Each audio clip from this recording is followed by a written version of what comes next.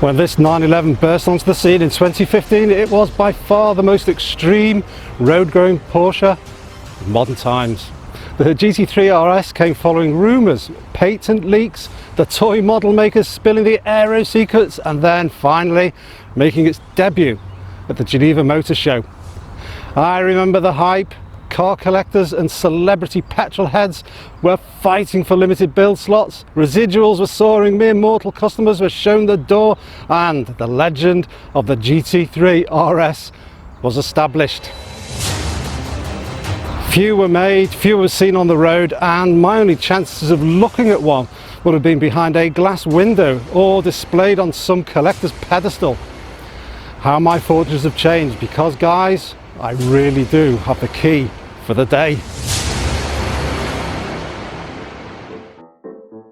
And I can hear some of you thinking, how did old Roger get the keys to a GT3RS? Well, oddly, it all started with my car's screen wash running out. Yeah, this is how it went.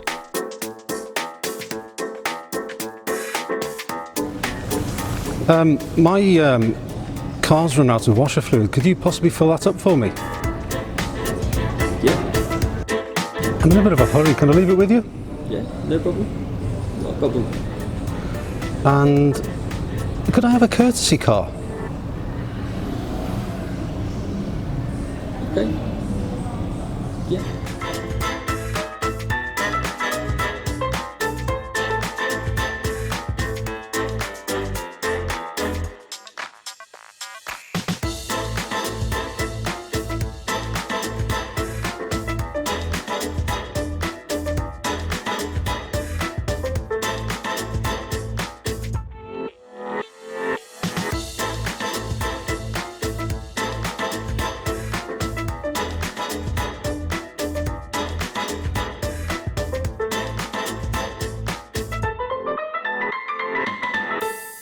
The lovely people at Porsche Centre Chester are so accommodating. I mean, all Porsche centres have courtesy cars, but not like this.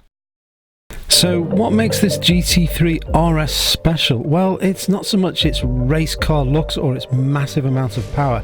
It's more about the details. Details like the aerodynamics. See these ducts? They feed cool air directly into the wheel arch, but high pressure air in the wheel arch is air you don't want, so the wheel spokes are designed like rotors to fan air outwards, sucking it out of the arches. That reduces not just drag but also lift, as do these vents in the wings, which effectively double up on that downforce. The other vents in the front that would have been used for brake cooling can instead direct fast moving air to the underbody, creating a low pressure area which creates even more downforce. The wider sills create a larger underfloor area for the same purpose, as does that rear diffuser. The rear wing balances the whole system, giving a total downforce of about 200 kilograms at 100 miles per hour. And so it goes on. Aluminium structure, magnesium roof, composite body panels, active rear steer, every detail leads to 100 other things, all of which offer tiny percent improvements of performance and handling, and added together they represent a big step change over all of the lesser 911 models. When I'm trying to describe this level of detailed engineering, it's hard to know where to begin and where to end. And out on the road, it's immediately clear that this GT3RS is different. It feels like it's the most tactile, the most focused, the most aggressive 911 I've ever had my hands on. You may think driving the GT3RS on public roads is going to be like putting stones in a washing machine. Well, here comes a revelation.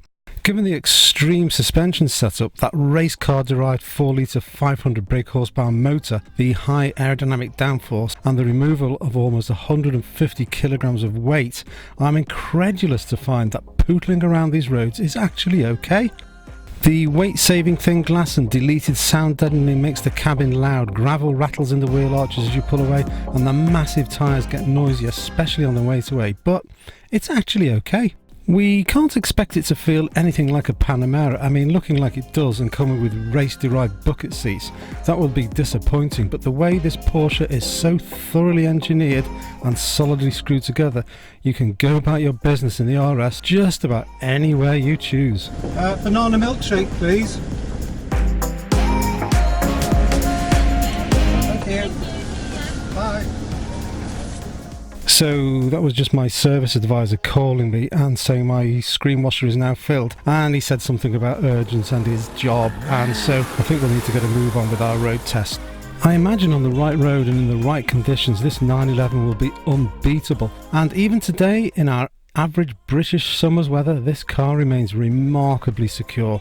We should give thanks those Porsche engineers bestowed our RS with the very latest technological driving aids, especially that traction control. So, is it time to test those driving aids against the might of this power unit and try out some fast laps here at our local racetrack? Well, that would be a bit too cheeky, so instead, why don't we just try a 0 to 60 run? So what we do is focus one's mind. Reassure yourself that you're a good enough driver to keep it on the road. Hold that wheel tight and mash that pedal.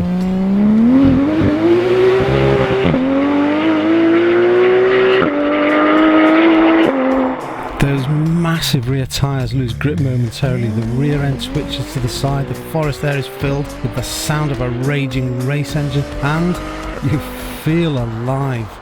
0 to 60 takes just 3.2 seconds. Even more eye-openingly, 0 to 120 miles an hour comes up in just 10 seconds. So you'll drive this fast with your eyes wide open, sensors 100% and reactions on full alert. This is a savage machine while also being your friend. It screams its race car intent while its driver aids discreetly keep you on the straight and narrow. Brutal engine power is intoxicating, however, this traction control is the real voodoo here. As is the lightness. Porsche's little by little, detail by detail approach makes an absurdly agile car which drives on the road better than anything else I've ever sampled. It's no surprise to find that the expert concurred that this was at the time the very best driver's car available. And today the GT3RS remains a prince among pawns. For many drivers, the less extreme GT3 is plenty, but for those who want the most extreme performance, the most dynamic handling and serious track day bragging rights, the RS is the real deal. It's far from practical and maybe too extreme for some, but for the lucky next owner, this is one hell of a driver's car.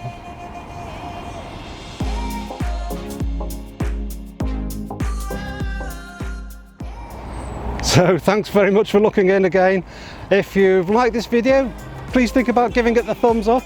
If you haven't already, please subscribe and click that little notification bell and I'll send you another video. Oh, and comments are always welcome in the comment section below. I read every single one of them and I'll reply to most.